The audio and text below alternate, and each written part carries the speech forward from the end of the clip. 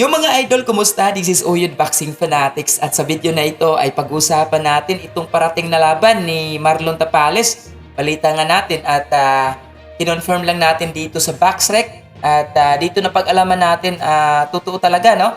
May laban ulit itong si Marlon Tapales. At ang nakataya nga dito na belt ay WBC Asian Continental Super Bantam na titulo. Kahit hindi ito world title, kahit papaano ay at least may belt, no, na nakataya dito. Ngunit tinignan natin itong kanyang makakalaban dahil ika nga tayo ay nag-i-expect talaga, no, na ang makakalaban ngayon ni Marlon Tapales ay malakas at kilala at nasa rated sa rankings. Ngunit na-surprise nga tayo dahil itong sinatapong ay hindi pa po ito naging world champion.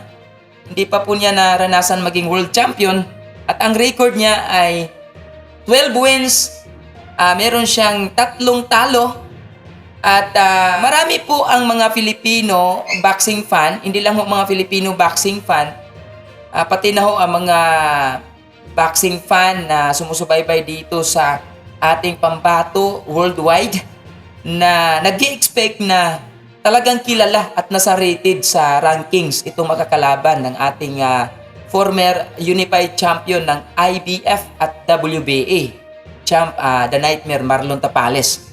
Dahil itong ating pambato na si Marlon Tapales ay nasa rated ho sa rankings sa WBC, ay nasa rank number 7 ho siya, sa WBA ay nasa rank number 3 at sa IBF naman ay nasa rank number 5. At dito, kung isipin natin, syempre mag-i-expect yung mga boxing fan na talagang malaki ang ibibigay niya na laban dahil nga kahit katatalo lang niya kay undisputed 2 division, no, undisputed the monster na Uya Inoue, ay talagang malakas si Marlon Tapales.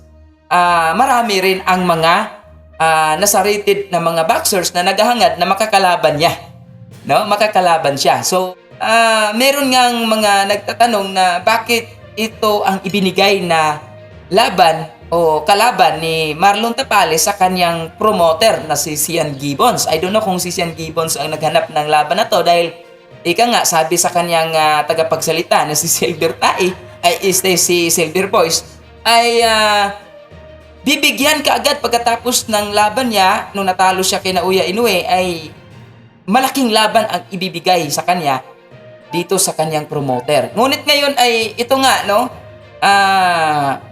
alam na ho natin na easy fight lang to kay Champ Marlon Tapales dahil kung titignan natin sa rankings, ayan, no, 12 wins, may 3 talo, sunod-sunod na talo to, no. Hindi ganun kakilala at sa Boxrec naman, sa kanyang rankings dito ay nasa 317 ho sa rankings. At talagang wala siya, no? Wala talaga, hindi natin makikita sa rankings itong sinatapong, no? Jiang Kayu. So, gusto ko rin lang malaman kung ano ang opinion nyo dito.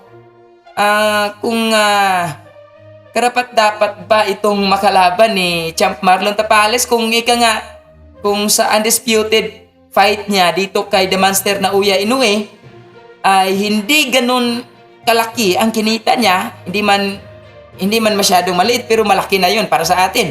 Undisputed fight yun, hindi pa rin ganun kalaki yung kinikita niya. Paano na dito kay natapong Jiang Kayu? Ano sa tingin nyo? Malaki ba or maliit ang kikitain niya dito sa laban na to? Well, anyway, mga Kawid Boxing Fanatics, nakasalalay naman dito ang WBC Asian Continental Super Bantam. So, paki-comment sa baba, mga Kawid Boxing Fanatics, ng ating malaman kung ano ang opinion nyo sa laban na to. Yo! Quadruala 3-time world champion ng angas ng Pinas, Batang Ormoc, John Rel Casimiro. Guys, kung bago lang kayo sa YouTube channel na to, Uyod Boxing Fanatics, so ano pa hinintay nyo? Mag-subscribe na! Let's go!